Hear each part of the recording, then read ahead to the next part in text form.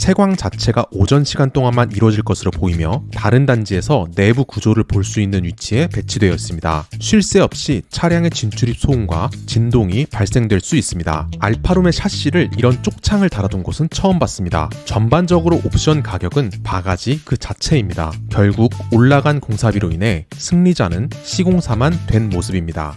안녕하세요, 실거주 부동산입니다. 오늘은 더샵 둔촌포레에 대한 이야기를 해보려고 합니다. 이 아파트가 입지 자체가 훌륭한 것은 누구도 부정할 수 없는 사실입니다. 9호선 급행역인 중앙보훈병원이 도보권에 있고 초중고등학교를 모두 도보 5분 이내에 끼고 있습니다. 분양가가 굉장히 높게 나왔지만 서울에서 이 정도 입지에 있는 신축 아파트를 구입하려면 이 분양가보다 비싼 가격을 지불해야 한다는 것은 부동산에 조금만 관심을 가진다면 누구나 아는 사실일 것입니다. 이 때문에 투자적인 관점 그리고 입지적인 강점만 어필하면서 이 아파트를 많이 홍보하고 있는데 상품성 부분에서는 솔직히 말해서 그리 좋은 편은 아닙니다.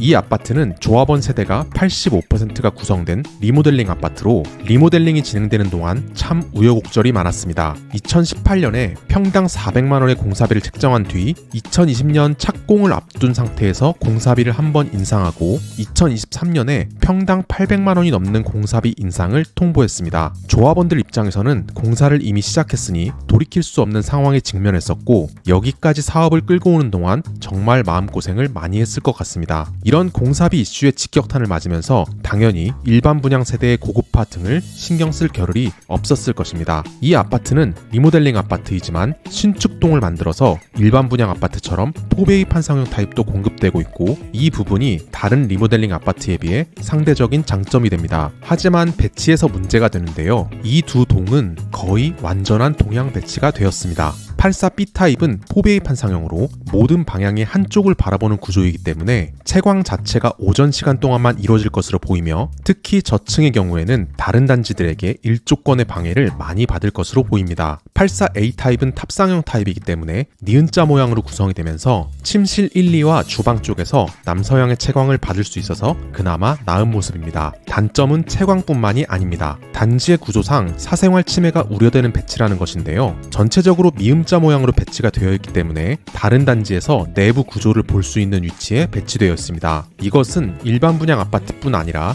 조합원 동들도 마찬가지이긴 하지만 일반 분양 아파트 중 84B타입은 포베이 판상형이기 때문에 거실과 모든 방이 한 번에 보인다는 치명적인 단점을 가지고 있습니다. 방향 자체도 동쪽 방향이기 때문에 채광도 짧게 되는데 그마저도 사생활 침해 때문에 주로 커튼을 치고 생활해야 한다는 것입니다. 다만 대형 평형은 이런 부분에서 비교적 자유로운 편입니다. 조합원 동처럼 방향도 완전한 남향에 가까운 남서향인데다가 포베이 판상형으로 구조도 괜찮습니다. 하지만 단지의 가장 외곽에 배치된 이 단지는 둔촌중학교가 바로 맞은편에 있기 때문에 중층까지도 사생활 침해가 발생할 것입니다. 일반 분양동은 세 동 모두 도로에서 상당히 가깝기 때문에 도로 소음에도 직접적으로 노출됩니다. 특히 84타입이 배치되는 15동 16동의 경우 차량의 주차장 출입구가 바로 인접해 있기 때문에 쉴 새 없이 차량의 진출입 소음과 진동이 발생될 수 있습니다. 17동에는 차량의 출입구는 없기 때문에 15동 16동보다 덜하겠지만 도로를 2개나 인접하고 있기 때문에 소음은 자주 발생할 것입니다. 도로의 폭이 6m라서 큰 차량 소음은 들리지 않겠지만 배달 오토바이가 지나다니는 소리, 오토바이가 시동에 걸려있는 소리 등은 무조건 들리기 때문에 소음에는 언제나 신경 쓰이게 될 것입니다. 인테리어와 옵션에서도 상품성이 떨어지긴 마찬가지입니다. 포베이 판상형에서 알파룸이 구성된 아파트에서 알파룸의 샤시를 이런 쪽창을 달아둔 곳은 처음 봤습니다. 창의 사양이 주방 창과 동일한 사양입니다. 이런 사양은 드레스룸에도 동일하게 적용되어 있습니다. 포베이 판상형으로 드레스룸이 있다는 것은 굉장한 장점이지만 알파룸 때문인지 생각보다 드레스룸 공간이 좁습니다. 지금 보이는 이만큼의 드레스룸 가구가 옵션가가 무려 150만원인데 전반적으로 옵션 가격은 바가지 그 자체입니다. 수동 3연동의 중문의 가격이 300만원이 넘습니다. 슬림형 프레임이나 고급 사양도 아닌 일반적인 중문인데 가격을 이렇게 책정했습니다. 바닥에는 광폭 강마루를 선택할 수 있는데 가격이 500만원이 넘습니다. 주방에서 선택할 수 있는 쿡탑은 시중에서 50만원에 살 수 있는 걸 150만원에 판매하고 있고 100만원도 안 되는 식기세척기를 170만원이 넘는 가격에 판매하고 있습니다. 냉장고도 시중에서 600만원에 구입할 수 있는 걸 거의 900만원 가까이에 판매하고 있습니다. 그나마 오븐이 시중 가격보다 조금 비싼 가격인데 이 정도 가격 차이는 이해할 수 있습니다. 발코니 확장은 당연히 돈을 받고 84 타입은 2,300만원에서 2,400만원, 112 타입은 3,100만원에 달합니다. 그나마 시스템 에어컨은 가격이 조금 저렴한 편인데 비고에 일반형으로 기재되어 있는 걸로 봐서 시스템 에어컨의 모델도 상당히 구형을 설치해주지 않을까 생각됩니다. 인테리어 사양도 고급화 사양은 전무하다시피 합니다. 주방의 상판은 엔지니어드 스톤이 들어가 있지만 주방 벽까지 연결되지 않아 벽 타일이 시공되며 인테리어에서 가장 중요한 요소인 조명 관련 옵션도 전무합니다. 거실에는 일반적인 직부등이 설치되며 주방에 식탁 등 하나 정도만 추가됩니다. 신발장 하부 조명이나 욕실장 하부 조명, 주방 상부장 조명 등 인테리어 조명도 빠져있는 모습입니다. 구조상으로 봤을 때도 아쉬운 부분들이 있습니다. 84A 타입은 아일랜드장의 배치 때문에 주방 통로가 지나치게 협소해졌습니다. 보통 탑상형 구조에서는 아일랜드가 이 자리에 배치되는데 이 아파트는 이곳에 주방 장식장이 배치되면서 아일랜드장이 이쪽에 설치되었고 식탁이 여기에 따라 붙으면서 식탁 공간이 매우 협소해졌습니다. 식탁에 앉아서 식사를 하고 있다면 주방 통로가 굉장히 협소해지고 냉장고의 문을 여는데도 불편함이 있을 것으로 예상됩니다. 112 타입은 넓이상 84의 구조적 단점들을 모두 개선했어야 하지만 문제점은 비슷합니다. 드레스룸을 비롯한 알파 공간의 너비가 84B 타입과 거의 비슷합니다. 이 자리에 하향식 피난구가 설치된 발코니가 배치되어 있는데 이로 인해서 많은 공간 손실을 본 것입니다. 알파룸이 침실 3으로 변경되면서 일반형 창문이 들어간다는 것은 그나마 개선된 점이라고 볼 수 있습니다. 특화 설계 없이 전체적인 공간 너비만 넓혔기 때문에 주방 공간은 넓어졌지만 주방의 식탁 등도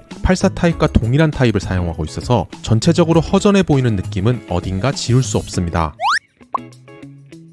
전체적으로 리뷰하면서 느껴지는 점은 여기는 그냥 딱 기본만 했다는 것인데요. 그동안 마음고생을 했을 조합원도 실질적으로 일반 분양자와 다름없는 높은 비용을 시공사에게 지불했고 그러는 동안 시공사는 공사비를 증액하고 옵션 가격까지 높여서 공사에 대한 모든 이익을 챙겨나가는 셈이 됐습니다. 겉으로 보이는 부분만 해도 이렇게 단점들이 많이 보이는데 실제로 입주했을 때 보이지 않는 사양이 떨어지지 않을지 우려됩니다. 사실 입지적인 가치만으로 봤을 땐 조합원들에게도 일반 분양자들에게도 이보다 더 좋은 결과가 있었을 수도 있는데 결국 올라간 공사비로 인해 승리자는 시공사만 된 모습입니다.